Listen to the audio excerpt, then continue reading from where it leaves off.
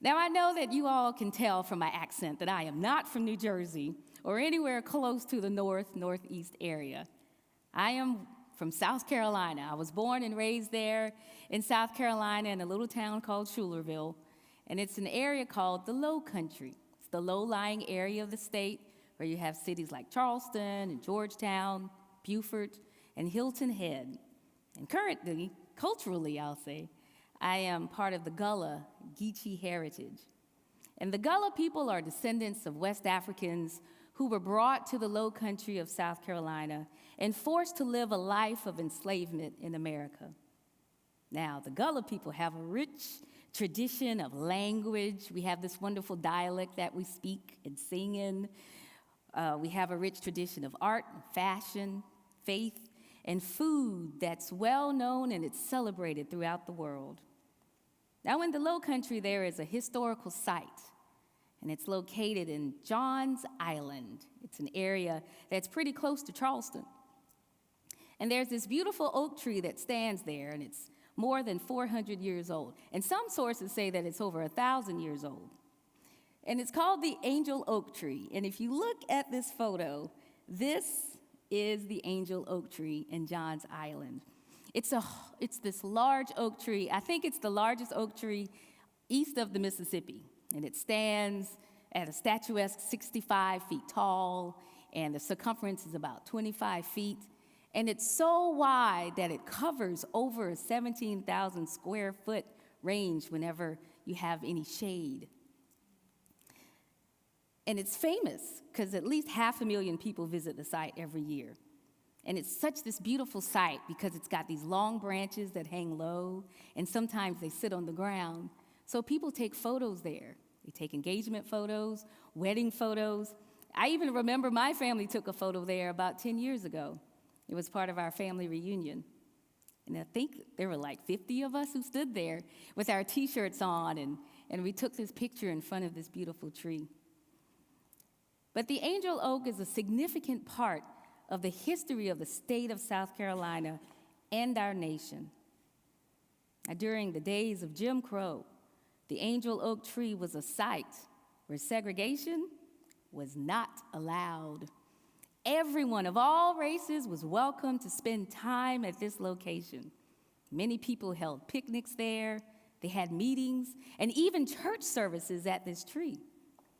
Now, because this tree anchored the city of Johns Island at that time, its presence helped Johns Island become the center of the civil rights movement for the Charleston area.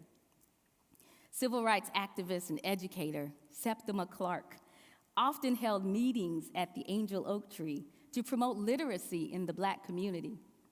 And also Martin Luther King Jr. and Rosa Parks visited the tree a few times during their travels. But as you observe the angel tree's thick branches and its long, deep roots, we see a symbol of the life that we desire to live in the Spirit. Now, in the text that Paul writes, he's writing this letter to the church in Galatia, and he's explaining the difference between the life guided by our flesh and the life guided by the Spirit. Now, what's the difference between flesh and spirit, you say? My body is made of flesh. I'm human, and I have a spirit that occupies the body. It gives me life. How can I be guided by one or the other? Wouldn't I be guided by both? But yeah, we do have both flesh and spirit. But in this context, Paul is referring to life of your inner nature. It's living life according to the flesh.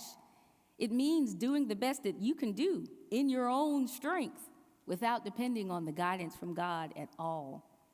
It's like a young tree, and it has shallow roots. These roots are not connected deep into the earth yet, and the earth is its source, and you receive these nutrients necessary to grow and develop. So living life in the flesh is living according to your sinful nature. Now, living according to the Spirit also means doing the best that you can, but you're doing it completely dependent on God's guidance. Now, as Paul says, these two natures are opposites, and they are constantly in battle with each other to keep you from doing what you want to do. Now, what's special about the angel oak is that it has weathered so many storms. Now, I don't know if you all remember, since you live in this area, but in 1989, we had this huge storm, Hurricane Hugo. Oh my gosh. And it flatlined the area. It destroyed so much of the state of South Carolina.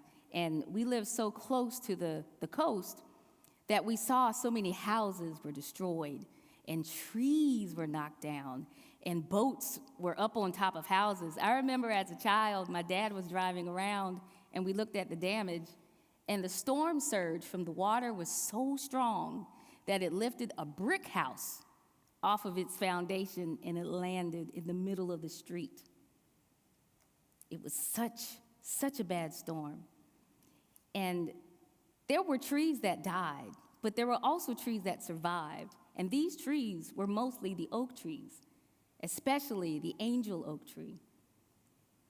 Now, while trees were uprooted and split in half from the lightning and the tornadoes from the hurricane, the angel oak remained firm. And even through our other storms that the tree went through, lightning, even flooding, since it is the low country, it remained standing. It remained strong and immovable. Now, we ourselves weather the storms of our own sinful nature: envy, strife, dissensions, debauchery, quarrels, and the like, while we pursue to live this higher life in the Spirit. Now, there are also times when we relish in the seasons of the fruit of the Spirit, where we relish in love, in joy, peace. And I've been working on it, self-control. That's my prayer. But people who operate in the flesh don't struggle with fleshly, carnal desires. So if you sense that pull between the flesh and the Spirit, count it all joy. The Spirit is fighting to free you from the lower life in the flesh. Now, living according to the flesh or the Spirit is based on your decisions. So who will you follow? As Paul says in verse 25, be guided by the Spirit. And those who live by the Spirit have the law written on their hearts. Therefore, the fruit of the Spirit have no law against them.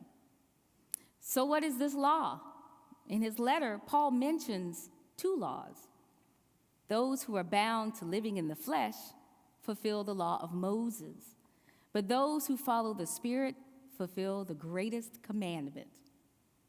Jesus said, love the Lord your God with all your heart, with all your soul, and with all your mind, and love your neighbor as yourself. And Paul even reiterates this in his letter to the Galatians. Now, the first law that he mentions is the law of Moses, but the second law is the law that Jesus came to fulfill, and this law is love. All the law and the prophets hang on love. Love of God, love of neighbor, and love of yourself. Once we operate in love, the results of the Spirit fall into place. You have that list of the fruit that come. And I wonder, maybe Paul wrote the fruit of love first because of this law. What make the angel oak tree so beautiful and unique are the visible roots on the ground. Now, of course, as a tree grows taller and ages, its roots grow deeper into the earth. And these trees age for so long that, like the oak tree, at times, the roots come up through the soil. And this is how we grow and develop in our walk with the Holy Spirit as she guides us in our daily lives. Because of our love for God, we follow the Holy Spirit closer, and the evidence of love, joy, and peace abound. And in our growth, as we become rooted in love, we develop patience, kindness, generosity, these same characteristics of God that Paul describes in his letter to the Romans.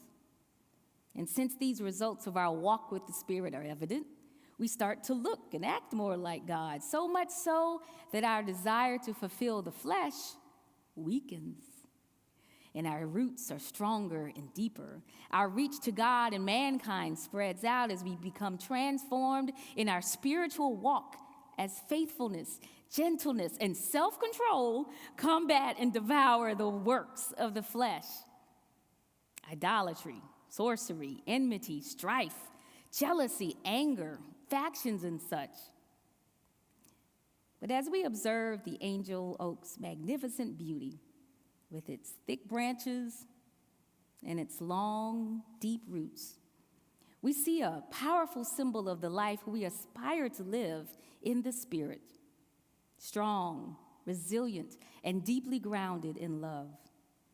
And just as the tree withstands storms and it grows even deeper, so too does a life guided by the Holy Spirit, rooted in love, able to endure challenges of the weaker desires of the flesh and to flourish in the fruit of the Spirit. Thanks be to God.